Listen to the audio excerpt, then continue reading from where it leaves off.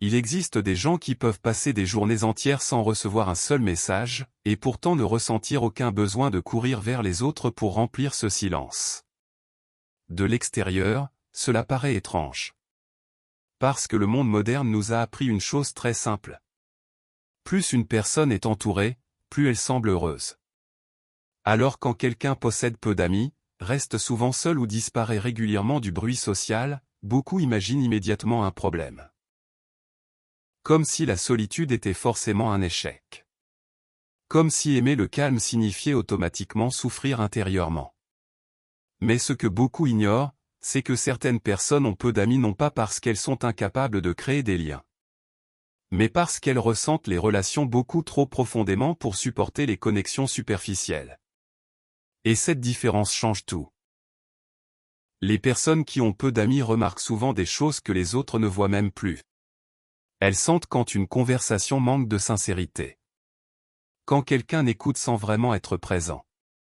Quand une relation repose davantage sur l'habitude que sur une vraie connexion humaine. Et à force de ressentir ces détails invisibles, elles commencent à se fatiguer très vite socialement. Parce qu'elles ne savent pas faire semblant longtemps. Elles peuvent sourire. Participer. Rire avec les autres.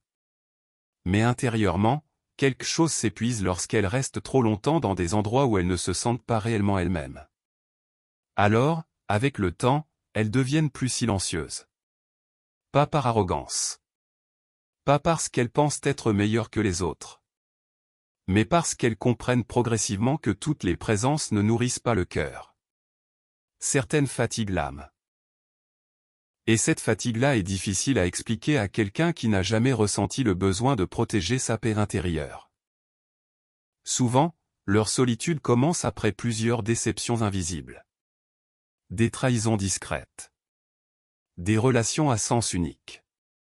Des moments où elles ont donné énormément à des personnes qui n'auraient jamais fait la même chose pour elles. Alors leur cercle commence lentement à se réduire. Pas brutalement. Silencieusement. Elles arrêtent d'écrire en premier. Elles cessent de courir après certaines relations. Elles apprennent à observer qui reste réellement lorsqu'elles ne font plus tous les efforts. Et c'est souvent là qu'elles découvrent une vérité douloureuse. Beaucoup de liens disparaissent dès qu'on cesse de les porter seuls. Alors elles changent. Elles deviennent plus sélectives. Parce qu'après avoir trop donné, elles commencent enfin à comprendre la valeur de leur énergie émotionnelle. Elles ne cherchent plus beaucoup de monde. Elles cherchent simplement quelques présences sincères. Des personnes capables de comprendre leur silence sans immédiatement le prendre pour de la froideur. Des relations où elles n'ont pas besoin de jouer un rôle pour être acceptées. Et lorsqu'elles ne trouvent pas cela, elles préfèrent souvent rester seules. Parce qu'au moins, dans la solitude, il n'y a pas de faux sourires à supporter. Pas de compétition invisible.